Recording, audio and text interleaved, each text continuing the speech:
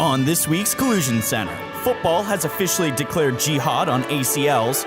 One of these people is having the best week ever, and we're still working out the kinks. We're live? Oh, fuck. All right. Your weekly recap starts here. Hello, everyone, and welcome to Collusion Center Week 2. My name is BJ Robinette. I'm here with my fellow anchors, Andrew Colicchio and Ganesh Sarma. How are you gentlemen doing tonight? I'm doing all right. Yeah? Awesome. Yeah, I'm doing good. I'm having a good day. Good to hear. Yeah, man, I was at Burger King earlier today, and this guy in front of me got a BK dog, and he got it, and he dropped it. Was it a NFL player?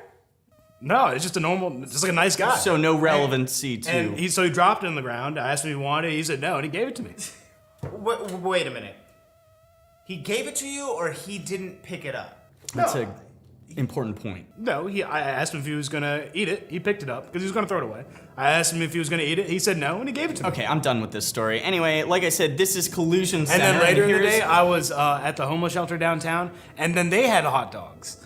And I was serving this nice gentleman a hot dog, and then I accidentally dropped it.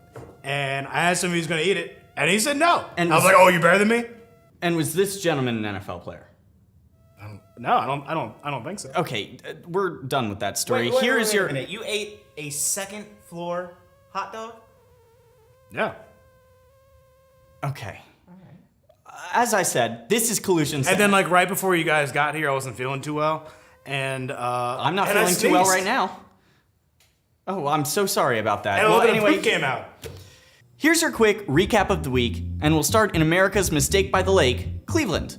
This year's game ended very similarly to how it ended in their last contest, with an inexplicable collapse by the Browns. I wish I could in good conscience insult the Browns, but it's just so played out, it's not even low-hanging fruit at this point. I mean, this is a team that picked up RG3, who immediately turned to dust, put up with Johnny Manziel longer than his agent did, and is generally regarded as the unanimous choice for the worst team in any American professional sport. In any case, last year the Ravens won that disaster of a game on a blocked kick that they ran back for a touchdown, effectively shutting down Cleveland's comeback attempt.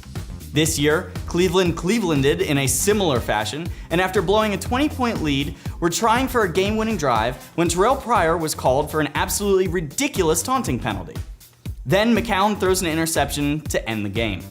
I really don't have anything clever or awful to say about this. Both of these teams are an embarrassment to football and to their respective cities. Speaking of dumpster fires, let's talk about the intense contest between the Seahawks and the Rams in the first home game at the LA Coliseum in 20-something years.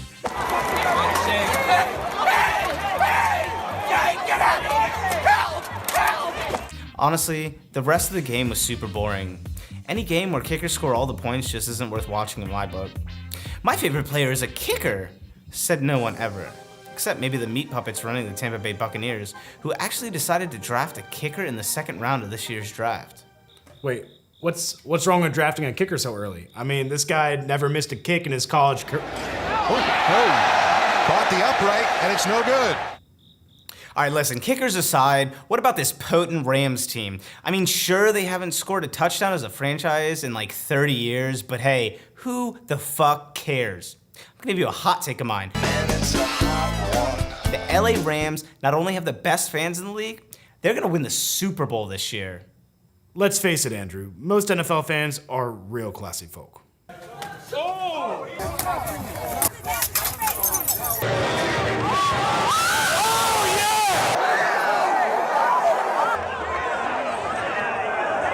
I think that is debatable. Something else that I would like to have a quick debate about, actually, something I was thinking about this week, of the 32 American cities that have NFL franchises, which one would you like to live in most? Easy. Miami. Okay. And I'll tell you why. 2 words. Will Smith. That is a person, not a city. Well, it's not a city, but it's 2 words. And I will tell you why. Because he wrote a song about the city Miami. And now why would someone do that about a city that's not that great? When did he write this song? 98, 99. I'll tell you what, it was sometime before the millennium. But I mean, other cities have songs. That's not like the indicator of a good city. Cleveland has its own song, and Cleveland is a shit place. Well, yeah, okay. You got me there. All right. I mean, I'll tell you some places I wouldn't want to live. I mean, I don't want to go to Cleveland. I'm not going to Detroit. I'm not going to Buffalo. I'm not going to Philly. I'll go to Baltimore. I'll go to New York. I'm not going to go to Philly. Whoa, Baltimore over Philadelphia? Charm City, baby. You're gonna go to Charm City over Crab cakes. Oh, crab cakes. What do they got on a Philly cheesesteak? Cheesesteaks are garbage. No. Cheesesteaks are the best sandwich. No. Oh, okay, they're not garbage, but they are not even close. They're a top 10 sandwich just by default. No. But it's No, not. you're wrong. No, they're You're wrong. so overrated. They're dry as shit. No, they got the provolone, they got the peppers, they got the bread. Oh, yeah, and that's my it. God. And then some steak, and some awful fucking steak, and that's it. Oh. It's so dry. It's like eating. You've never had one. You've never had one. I have. Right. I've had many cheesesteaks. Have you had one from Philadelphia? Why does that matter? I mean, they don't own It's that. called a Philadelphia cheesesteak for a reason. Okay, you can get Chinese food other places than fucking China. That has nothing to do with it. I've had many cheesesteaks all over the East Coast. That doesn't discount the fact that... No. You're wrong. You're wrong. You can't besmirch the cheesesteak if you've never had one. Look, I'm just saying, if there's other options available, I'm not gonna get a cheesesteak. Oh, It's not even a question. No, it's not a question because It's you not eat a floor question. hot dogs. You eat floor hot Just dogs. 2 of them today. That's it. 2 of them. I was hungry. In a day. I was How many have hungry, you dude. had over your lifespan? I don't know. 4 or 5. 4 or 5. 6, 7, 8. Yeah. 9. Yeah. How many fingers you got? How many toes? You can count them all. Whoa, guys, real quick. I hate to cut the conversation about how many floor hot dogs Ganesh has had over the course of his life short, but we've got a Brady 2016 watch coming in hot over the wire once again for week 2. That's right, folks. The theme of this week's update, who watches the Watchers? New England's favorite shyster served his second week of suspension the same way millions of Americans do every Sunday, but in true Brady form, was able to make it sound as sterile as sex with data on the holodeck. Brady lamented, "I watch that one channel, that Red Zone channel, that captures everything, which is pretty amazing. You can sit back and watch a lot of the games and how they're transpiring." We've heard rumor that old Tommy Boy was seen doing a little fist bump when Garoppolo's shoulder ran out of his body on Sunday. Even when you are Tom Brady, you have to look out for the next Tom Brady. And that's who's watching the Watchers. And on to this week's charity case. And despite what you might be thinking at home, it's not Phil. It's this man right here. Ganesh. Concealed carry Kermit. And I can only imagine he chose that team name because he knows that come week 6 or 7, Kermit's gonna need that gun to blow his brains out. Don't talk about Kermit like that, okay? I mean, maybe Kermit doesn't need to blow his brains out. Let's leave Kermit out of this. But you do. Because you have no chance. You have no shot. You have not won a single fantasy game in this I'm league. 0-2, whatever. A lot of teams start 0-2. A lot of teams in the NFL have gone 0-2. Oh, You know, like your Redskins. Yeah, okay, that's one. Whatever. Yeah. But You know look, who's- this you know wasn't a who's 2-0? pretty game. Me. You know who's 2-0? My Eagles. Okay, whatever. I'm just, look, You know who's this 0-2? wasn't a pretty game, okay? Your highest scoring player was your defense. Just because my D ran train on you doesn't mean you need to talk shit on them. I mean, you have Thomas Balls, Dante Moncrief, TJ Smeldon. Really? You think you're gonna build a team against those guys? Yeah, I they mean, didn't do come on, anything man. this week. That's not indicative necessarily of future performance. I mean, I'm gonna take my indicative and shove it in your mouth today. Okay?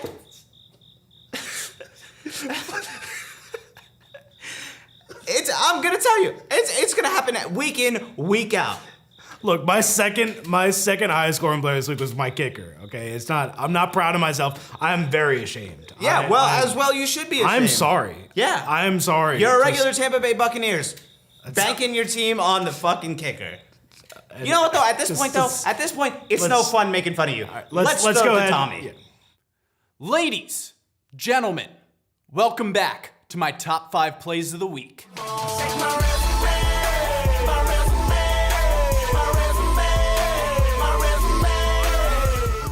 At number 5, we have Aqib Talib picking off Andrew Luck, juking some defenders, then scampering into the end zone for 6 points. Fun fact, that man shot himself in the offseason. The number 4 play of the week is Will Fuller juggling this 53-yard reception and coming up just short of the goal line. This ain't the circus, Will. Next time, punch it in. At number 3, we have Isaiah Kroll running up the middle and gutting Ravens defenders on an 85-yard touchdown run. That's straight speed, baby! The number 2 play of the week is lazy-eyed Sam Bradford hitting Stephon Diggs on this 44-yard pass. Watch out! That boy's from Maryland! Finally, at number 1, we have Quincy Enunwa with this spiraling grab over his head. The Bills were trying to figure out how you cover a receiver like that. Buffalo, that's Enunwa business!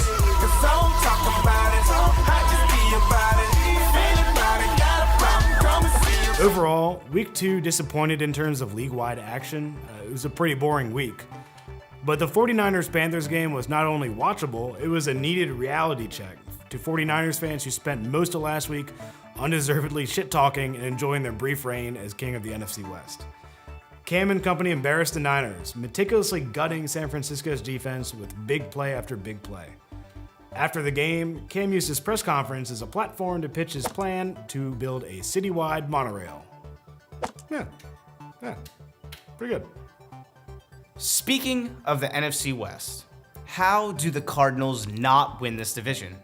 I mean, they turned Tampa Bay and Jameis Winston into a bucket of dog piss.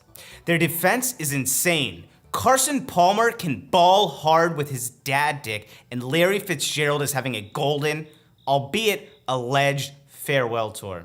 Needless to say, if you're a Tampa Bay fan, you can get fucked. Get fucked, get fucked, get fucked, get fucked, get fucked, get fucked, get fucked, get fucked, get fucked. All right. As much fun as we are all having here, and trust me, we are all having a lot of fun, I have to close out the show. Thank you everyone for joining us on Week 2's recap here on Collusion Center. We can be found at Collusion Center on Twitter and Instagram, as well as on YouTube and Facebook. Give us your thoughts and questions, and we'll maybe think about answering them. Until next week, keep it right, keep it tight. This is Collusion Center. Get fucked, get fucked, get fucked, get fucked, get fucked, get fucked, get fucked, get fucked, get fucked, get fucked, get fucked, get fucked, get fucked, get fucked, get fucked. I mean, you got to keep 2 hands on the ball. That was unnecessary roughness. It doesn't hurt. Just hold 2 hands on the ball. You're not getting it out.